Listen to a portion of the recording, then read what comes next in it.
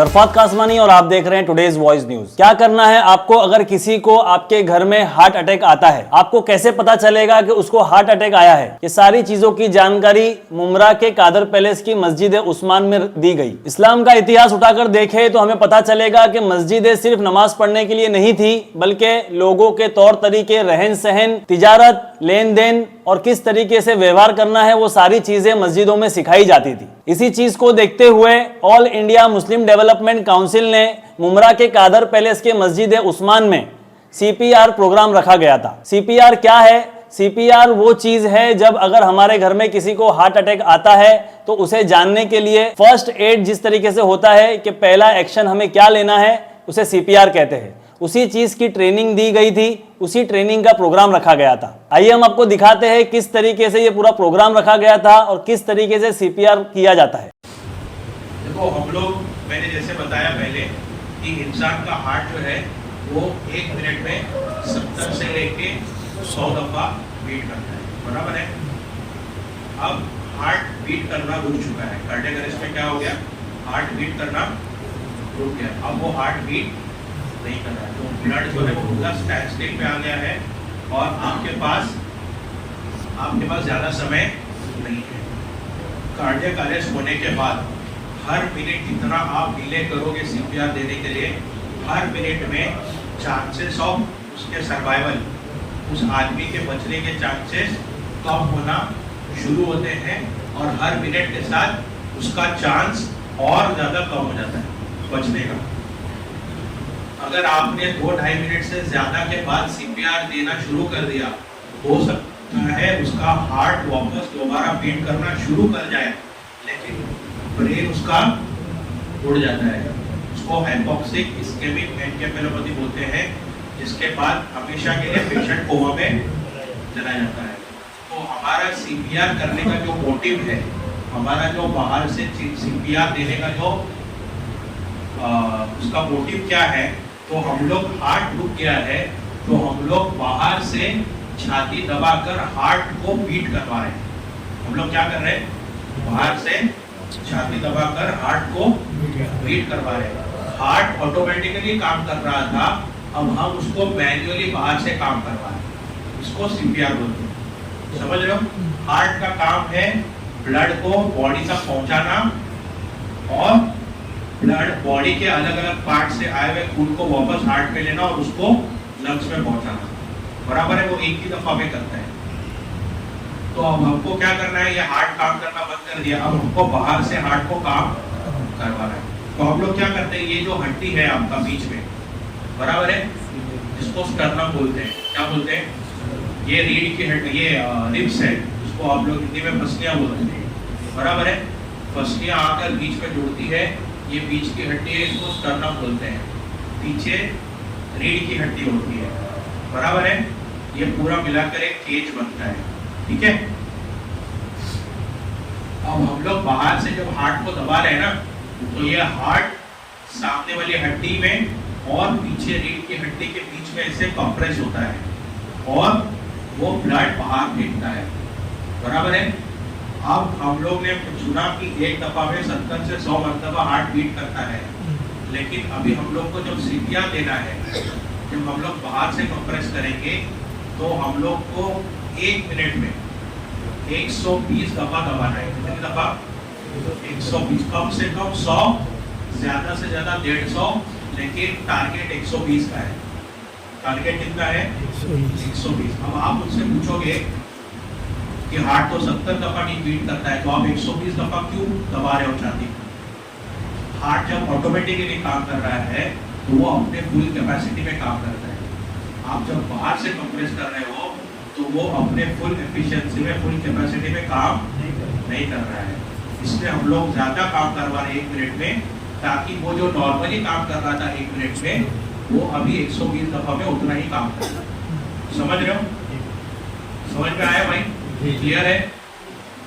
अब मैंने देखा अरेस्ट हुआ है, मैंने कंफर्म किया, उसको दबाया, छाती दबाई, रिस्पॉन्स नहीं है, आवाज नहीं आ रही है, सब हो गया, सीन सेफ है, मैंने हेल्प बुलाया, 108 को फोन किया या लोकल एम्बुलेंस को या लोकल जो भी आपका हॉस्पिटल है जहाँ से लोग आ सकते हैं ऐसे हॉस्पिटल को बुलाया।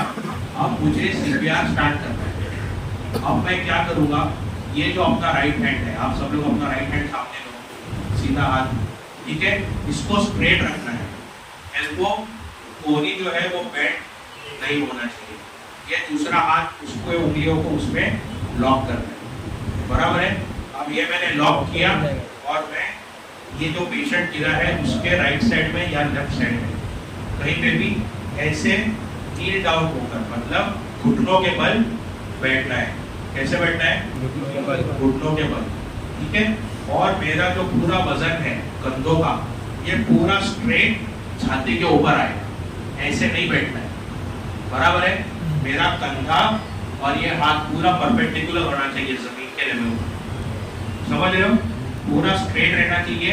ये जो पैर है मेरे पूरे स्ट्रेट होने चाहिए, बराबर है। यहाँ से कमर से लेके घुटनों तक का हिस्सा स्ट्रेट, और ये हाथ से लेके यहाँ तक का हाथ स्ट्रेट। अब ये हाथ का जो हील है, जो ये हाथ के नीचे का हिस्सा है, ये मैं जहाँ छाती का ये जो बोन है, ये जहाँ खत्म होता है, बराबर है, खत्म होता है, उसके बाद नरम हिस्सा शुरू होता है, बराबर है। उस हिस्से के 2 से 3 सेंटीमीटर ऊपर, बराबर है। ये जो छाती का बोन है बीच का स्टर्नम, वो जहाँ हिस्सा खत्म होता है ना, उसके जस्ट 2 से 3 सेंटीमीटर ऊपर, ठीक है। मैंने वहां पे हाथ रखा अपना, ये दूसरा हाथ लॉक किया और मैंने दबाना शुरू किया, ठीक है। अब मुझे दबाने में काउंट करना है। क्या करना है? काउंट करना है, क्योंकि मुझे 1 मिनट में कितने दफा दबाना है? 120। लेकिन काउंटिंग में 30 के बाद काउंट करना थोड़ा डिफिकल्ट होता है, इसके लिए मैं 30 के बाद दोबारा 1 से शुरू करूँगा, समझ रहे हो? मैं देखो अभी मैं शुरू कर रहा हूँ, ठीक है। मैंने सब देख लिया, कुछ नहीं है, सब रिस्पॉन्स नहीं। अब मैं CPR स्टार्ट कर रहा हूँ। ये मैंने हाथ लॉक किए, पोजीशन में आ गया। अब मैं स्टार्ट कर रहा हूँ। 1 2 3 4 5 6 7 8 9 10 11 12 13 14 15 16 17 18 19 20 21 22 23 24 25 26 27 28 29 30, बराबर है। अब ध्यान से देखना मैं क्या कर रहा हूँ, बराबर है।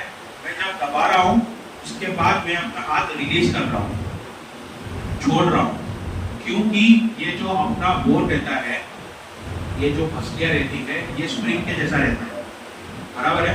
आप जब दबाओगे ना जोर से, तो हार्ट में जो ब्लड है वो अलग अलग पार्ट्स को चला जाएगा, अलग अलग बॉडी पार्ट्स में चला जाएगा। लेकिन अब हार्ट खाली हो चुका है, हार्ट में कोई ब्लड नहीं है, तो बॉडी में जो गंदा खून है वो वापस हार्ट में आना जरूरी है। तो मुझे छोड़ना जरूरी है, रिलीज करना जरूरी है, बराबर है। लेकिन उसमें ज्यादा टाइम नहीं ले सकता, बराबर है। तो मैं आपको दिखा रहा हूँ, आप देख लेना ध्यान से, ठीक है। 1 2 3 4। तो मैं जब दबा रहा हूँ तो छोड़ रहा हूँ, बराबर है। तो ये अपने आप वापस आता है, वो उसको लाने की जरूरत नहीं होती है। आप दबाओगे छोड़ दोगे, दबाओगे छोड़ दोगे, लेकिन ऐसे कंटिन्यूस दबाना है आपको 1 मिनट में 120 दफा। कितने दफा जब अटक जाती है तो वो ऐसे करता है, क्या करता है, चोकिंग के सेंसेशन में आदमी ऐसे करता है, वो न सांस ले पाता है न सांस छोड़ पाता है, बराबर है। तो अगर कोई आदमी खाना खाते वक्त या फिर कहीं पे भी ऐसे किया कि भाई न सांस आ रही है न सांस, तो चोक हो रहा है, बराबर है, क्योंकि ये समझ में फंस गई है। तो अब ऐसे कंडीशन में हम लोग को क्या करना है कि थोड़ा सा इसको बेंड करना है। क्या करना है? थोड़ा सा बेंड करना है। और ये जो हाथ की हथेली है, हाथ की हथेली है, इसको ये जो दोनों हड्डियां हैं पीछे, पीठ के पीछे, जो छोटी पीठ की हड्डी, ये जो शोल्डर ब्लेड्स रहते हैं, स्कैपुला होता है, बराबर है, उसके बीच में ऊपर के हिस्से में, बराबर है, ये दोनों हड्डियां हैं, बराबर है। इसके बीच में ये जोर से जो हथेली है, इससे जोर से थोड़ा सा झुकाकर मारना है, बराबर है, जोर से मारना है, बराबर। मैं भाई को नहीं मार रहा हूँ, जहाँ ऑलरेडी डर गया है, ठीक है। तो जोर से मारना है बीच में, बराबर है। 1 2 3 4 5 दफा आपको कोशिश करना है कि वो निकल जाएगा। फिर आपको चेक करना है कि मुंह में आ गया है, नहीं तो 1 दफा और ट्राई करना है। लेकिन फिर भी नहीं हो रहा है तो आपको जो है उसको ऐसे पकड़ना है, यहाँ सामने, बराबर है। ये हाथ राइट हैंड है मेरा और ये लेफ्ट हैंड है, बराबर है। ये जो छाती और पेट के बीच का हिस्सा है, छाती और पेट के जो जंक्शन है, बराबर है, वहाँ पे मुझे ऐसे पकड़ना है, बराबर है।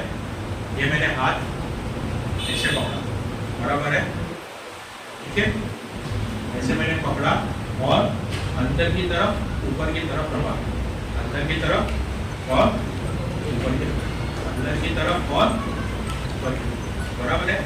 ऐसे 3-4 मरतबा में हो सकता है कि वो, ठीक है, समझा। तो ये प्रैक्टिस करने की जरूरत नहीं है। ऐसा किसी सिक्रीशन से कफ है वगैरह वो सब सांस की नली में जाने का रिस्क है। या हमारे घर पे भी ऐसा कोई है जो चक्कर आके गिर गया है, रिस्पॉन्स नहीं कर रहा है, उसको हम लोग को रिकवरी पोजीशन में क्या करना है, रिकवरी पोजीशन में डालना, बराबर है। और मुझे क्या करना है कि ये मैं राइट साइड में बैठ गया, क्या किया, राइट साइड में बैठ गया। ये जो लेफ्ट हैंड है ये ऐसे थोड़ा पीछे हो, ये लेफ्ट हैंड ऐसे ऊपर रखना है, ठीक है। लेफ्ट हैंड मैंने ऐसे ऊपर रखा, बराबर है। ये राइट हैंड जो है ये मुझे ऐसे गाल के नीचे रखना है, कहाँ रखना है, राइट हैंड गाल के नीचे रखना है। ये राइट पैर है मेरा, बराबर है, पेशेंट का राइट पैर, इसको ऐसे उठाना है, फोल्ड करना है। 3 स्टेप हो गए। ये लेफ्ट हैंड मैंने ऐसे रखा, ये राइट हैंड मैंने गाल के ऐसे रखा, ये राइट पैर उठाया। अब मुझे ऐसे जो है ना उसको रोल करना है, क्या करना है, रोल करना है। अब ये रोल हो गया, अब थोड़ा सा सर जो है मुझे उसका ऊपर उठाना है, बस हो गया। समझ रहे हो क्या किया मैंने, लेफ्ट हैंड ऊपर उठाया, ठीक है, राइट हैंड गाल के ऊपर रखा, ये पैर उठाया, 3 स्टेप हो गए। चौथा स्टेप रोल किया मैंने उसको। रोल ऐसे करना है कि ये थोड़ा सा जो है ना टिल्ट हो जाए नीचे की तरफ, बराबर है। पूरा एकदम ऐसे नहीं रखना है, थोड़ा सा नीचे की तरफ टिल्ट हो जाए, पूरा ऐसे उल्टा नहीं लेटाना है, थोड़ा सा टिल्ट करके लेटाना है, बराबर है। और फिर सर जो है थोड़ा सा ऊपर की तरफ करना है। इससे क्या होएगा, हवा बराबर से अंदर जाएगी और बाहर आएगी, और मुंह में कुछ अटका हुआ रहेगा तो वो बाहर आएगा, ठीक है। बावजूद आदमी जिंदा रह सकता है। हर हार्ट अटैक का पेशेंट तुरंत तो मर नहीं जाता, समझ रहे बात।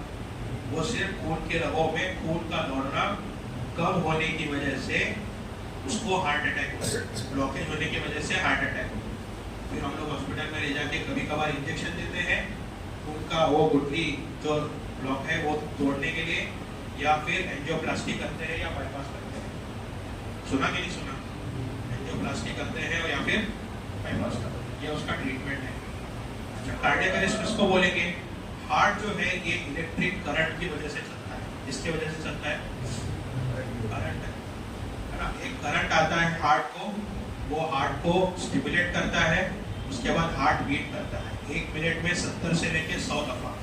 1 मिनट में कितनी मरतबा, 70 से लेके 100 मरतबा हार्ट बीट करता है। और फिर वो खून हार्ट से अलग अलग बॉडी के पार्ट्स को पहुंचता है, किडनी को, लिवर को, ब्रेन को। समझ में आ रही बात भाई। अब ये करंट जो आता है, ये करंट हर वक्त इंसान जब से माँ के पेट में था तब से लेके उसके मौत के दिन तक कंटिन्यू करंट आता रहता है, करंट आता रहता है। हार्ट कभी रुक जाता है बीच में, अगर रुक गया तो वो हार्ट का करंट रुक जाना, इसको बोलते हैं कार्डियक अरेस्ट। इसको क्या बोलते हैं, हार्ट अटैक एक वजह है कार्डियक अरेस्ट होने की, लेकिन वाहिद वजह नहीं है कार्डियक अरेस्ट। हार्ट अटैक जो है खून के रगों में खून का ब्लॉकेज हो जाना और हार्ट अटैक आना, ये कार्डियक अरेस्ट होने की एक वजह है, लेकिन सिर्फ वही वजह से कार्डियक अरेस्ट होता है ऐसा नहीं है। कार्डियक अरेस्ट कई वजह से हो सकता है। आदमी को अचानक से शॉक लगा और मर गया, या फिर बॉडी के इलेक्ट्रोलाइट्स जो होते हैं, बॉडी में सोडियम रहता है, पोटेशियम रहता है, आप लोगों ने सुना हो, धातु जिसको बोलते हैं ना हिंदी में, तो ये अगर ऊपर नीचे हो जाए तो भी कार्डियक अरेस्ट हो सकता है ना। दिमाग में बहुत ज्यादा ब्लीडिंग हो गई, बहुत ज्यादा ब्लीडिंग इतना हो गई कि वो ब्रेन का पार्ट जो हार्ट को कंट्रोल करता है उसमें अगर ब्लीडिंग हो गया तो भी अचानक से कार्डियक अरेस्ट हो सकता है। वहां पर मौजूद डॉक्टर से हमने बात की, देखिए उन्होंने क्या कहा। डॉक्टर साहब क्या बताना चाहोगे आज कौसा कादर पैलेस के अंदर मस्जिद उस्मान के अंदर यहाँ के ट्रस्टियों ने एक प्रोग्राम रखा था कि लोगों की ज़िंदगियाँ किस तरीके से बचाई जाए, तो आपने भी यहाँ पे कुछ मतलब लोगों को मतलब जानकारी दी, खासकर हार्ट के पेशेंट को लेकर, तो क्या बताना चाहोगे किस तरीके का ये प्रोग्राम था और क्या जानकारी देना चाहोगे? जी, मैं डॉक्टर नौमान हूँ और मैं एनेस्थेटिस्ट हूँ और इंटेंसिविस्ट भी हूँ। मैं क्रिटिकल केयर में स्पेशलिटी है मेरा। तो आज जो प्रोग्राम रखा था ये मस्जिद के अंदर, मस्जिद उस्मान है कौसा मुमरा के अंदर। तो ये जो प्रोग्राम था ये CPR ट्रेनिंग था। तो CPR ट्रेनिंग हम लोग जो है वो आम तौर से आम इंसानों को जिनका मेडिकल फील्ड से कोई लेना देना नहीं है, लेकिन किसी की जान बचाने की उनके ऊपर रिस्पॉन्सिबिलिटी है। जैसे हमारे घर वाले में किसी को कार्डियक अरेस्ट हो सकता है, या हम लोग कहीं ट्रैवल कर रहे हैं ट्रेन में, बसों में, या गार्डन में, या पार्क में, कहीं पे भी किसी को कार्डियक अरेस्ट हो सकता है। तो कार्डियक अरेस्ट पहचानना कैसे है और उस कार्डियक अरेस्ट में हम लोग को क्या करना है, उसको CPR बोलते हैं। वो CPR का ट्रेनिंग आज हम लोगों ने इस मस्जिद में रखा था। अल्हम्दुलिल्लाह बहुत सारे लोग ने यहाँ आकर जो है ना इस प्रोग्राम में हिस्सा लिया। हम लोगों ने उनको स्टेप्स बताए कि कार्डियक अरेस्ट पहचानना कैसे है, और हार्ट अटैक और कार्डियक अरेस्ट में क्या फ़र्क होता है ये जानना भी ज़रूरी है, और कार्डियक अरेस्ट होता है तो कैसे CPR देना है, इसका ट्रेनिंग आज हम लोगों ने दिया है। हज़रत आज मस्जिद उस्मान के अंदर यहाँ पे एक प्रोग्राम रखा गया था और इसका उन्वान था ज़िंदगी बचाए इंसान को बचाए। तो इस किस्म का ये प्रोग्राम था, लोगों को क्या मतलब यहाँ पे जानकारियाँ दी गई इस प्रोग्राम में? जी, यहाँ पे जो प्रोग्राम हम लोग को रखने का जो मकसद है ये लाइफ बचाने का, ये एक बेसिक ट्रेनिंग प्रोग्राम है जो हम लोग लोकल को, जो मस्जिद के सराउंडिंग्स में जो भी नौजवान हैं, जो भी लोग उन लोग देने की कोशिश कर रहे हैं।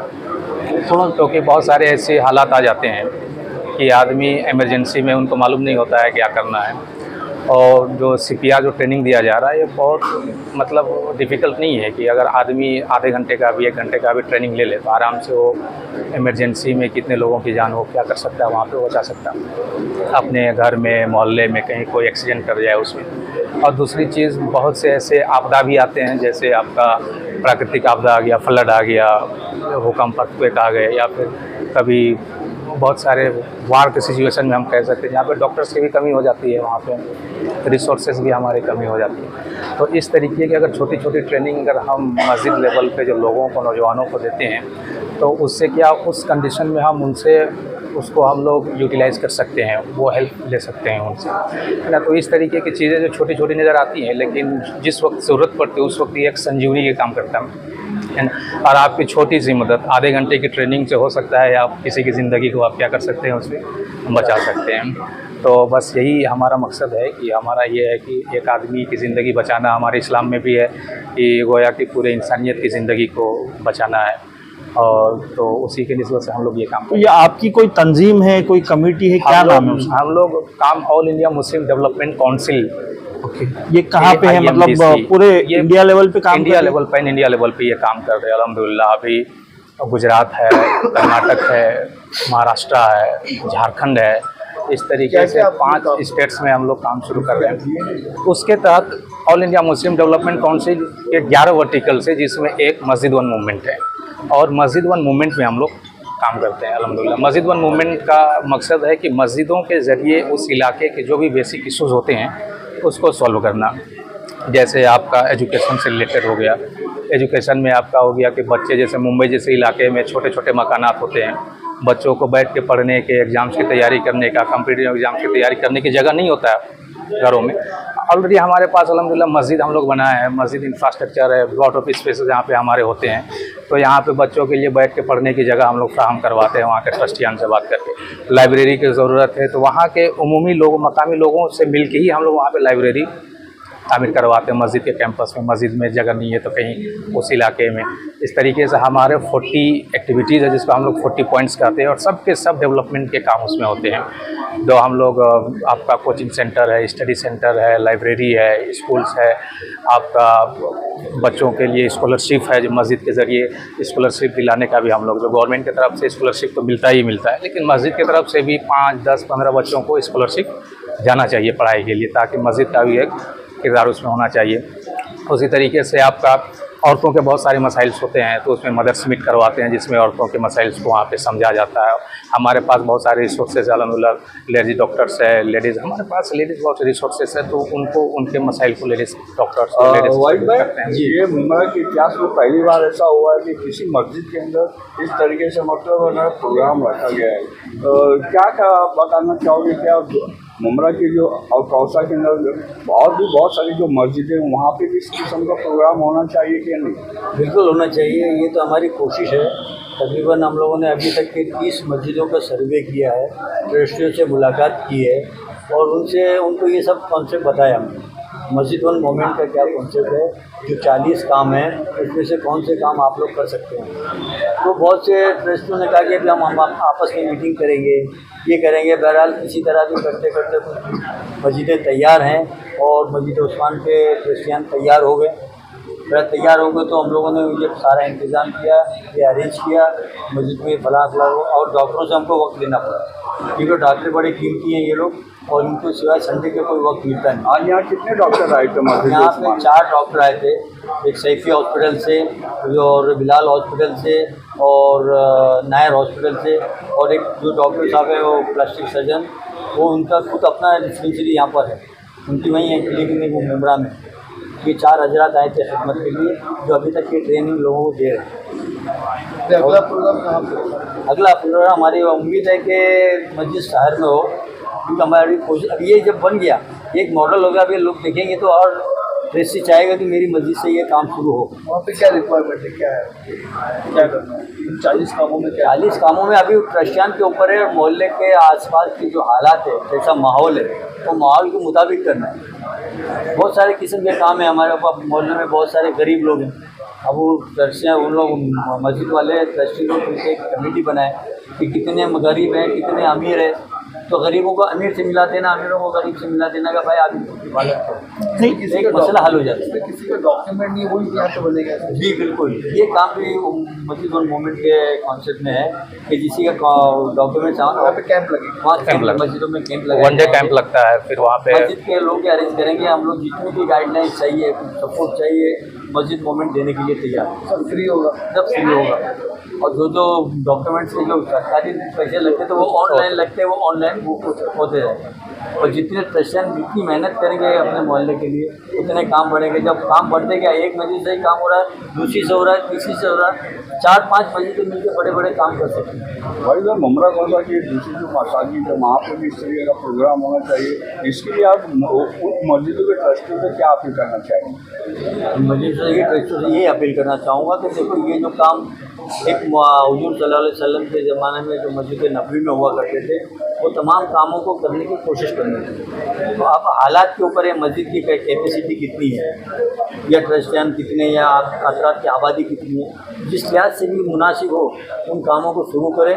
आगे हेल्प करने के लिए वो मस्जिद मूवमेंट आपके साथ तैयार है। तो ये थी हमारी आज की न्यूज़। आगे की न्यूज़ के लिए जुड़े रहें, देखते रहें टुडेज वॉइस न्यूज़।